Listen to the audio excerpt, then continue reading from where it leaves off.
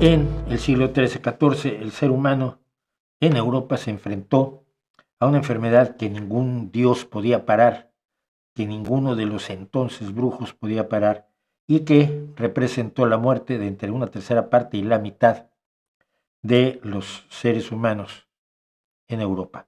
Fue la peste negra. Regresamos en 7 minutos. Regresamos, por cierto, alguien me pidió en los comentarios, lo vamos a ver después, que invitáramos a JM Mulet y lo vamos a tener con nosotros cuando regresemos dentro de 7, 8 minutos. Esto es Cosas que Sabemos, la muerte negra. Asoló Europa y cambió para siempre las relaciones económicas, la visión de la vida y la forma de ordenar la sociedad, además de convertirse en referente inevitable de la cultura occidental. Fue la muerte negra.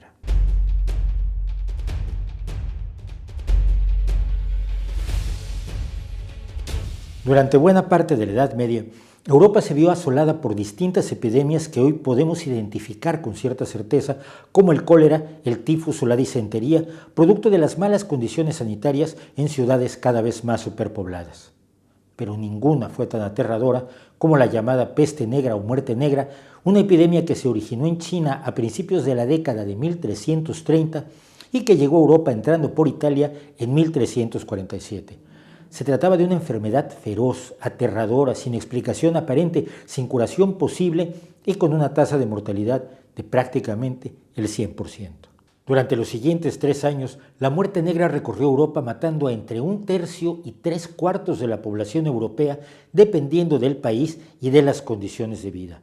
En donde había concentrados grandes núcleos de población, la mortalidad fue mucho mayor, como en Inglaterra, que perdió el 70% de su población, pasando de 7 millones de habitantes a solo 2, mientras que en los países del centro de Europa, menos superpoblados y con menos ciudades, tuvieron cifras mucho más bajas. A esta terrible pandemia siguieron otros brotes menores durante los 3 siglos subsiguientes en distintos países, matando en total a más de 25 millones de personas. La búsqueda de una solución a la mortalidad llevó primero que nada a la búsqueda de la causa. En la mentalidad de la época, un acontecimiento de este tipo solo podía ocurrir si lo causaban Dios o el diablo.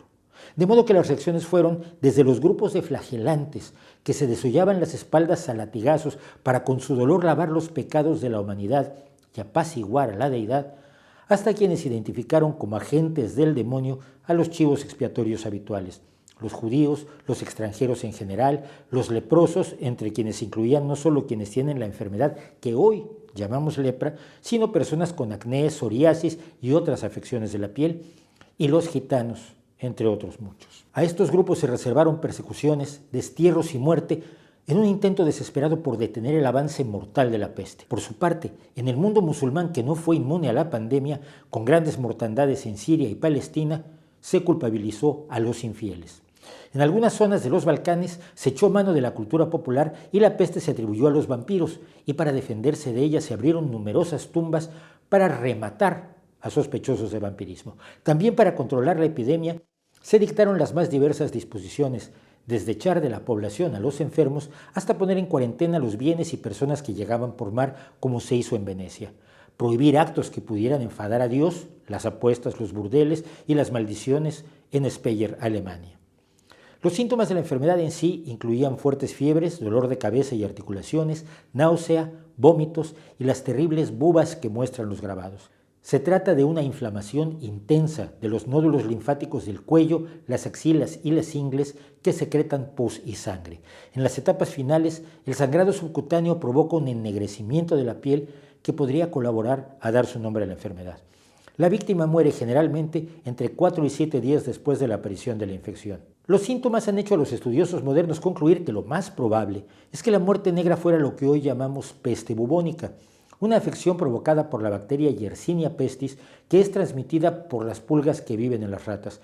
Aunque esta sigue siendo la explicación más convincente, resulta insuficiente para algunos estudiosos que identifican las características del contagio y en especial su velocidad con un virus antes que con una bacteria, además de observar hechos como el que la epidemia atacara Islandia, cuando en esa época no había poblaciones de ratas en esa isla. Otras versiones más recientes dicen que el principal contagio se provocó de ser humano a ser humano. El horror que provocaban estos terribles síntomas y el hecho de que predecían la muerte segura está documentado en los manuscritos y pinturas de la época, cuyo epítome es el triunfo de la muerte de Francesco Traini, pintado hacia 1350 y que puede verse hoy en Camposanto, Pisa, además de estar presente en la continua aparición que hace en la cultura popular desde el Decamerón de Boccaccio hasta nuestros días, como obras como La peste de Albert Camus, el relato La máscara de la muerte roja de Edgar Allan Poe o la película El séptimo sello de Ingmar Bergman. Pero quizá la consecuencia más inesperada y menos conocida de la muerte negra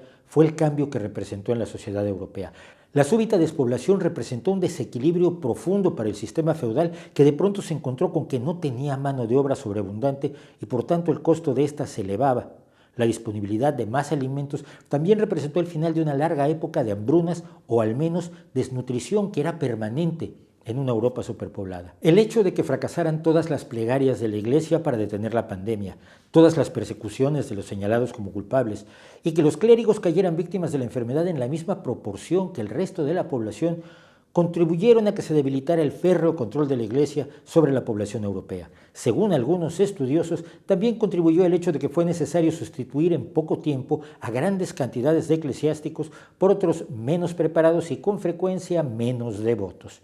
En su libro Adiós a las limosnas, el doctor Gregory Clark, experto en historia de la economía de la Universidad de California, propone que la revolución industrial en sí fue ocasionada por un cambio en el comportamiento humano, quizás originado por la peste negra, como la exaltación de la no violencia, el acceso a la lectura y el hábito del ahorro. Así, en más de un sentido, la peste negra dio forma al mundo tal como lo conocemos hoy.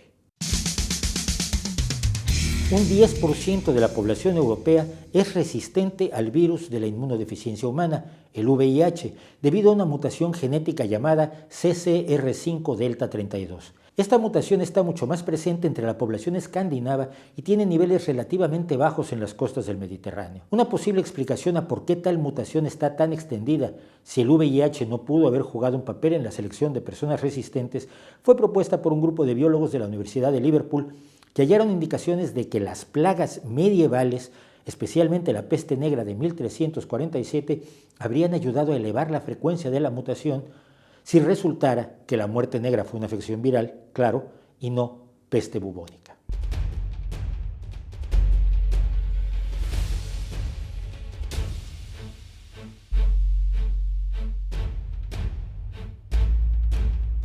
Pues con eso estamos, eso es lo que hemos contado de la historia de la peste negra.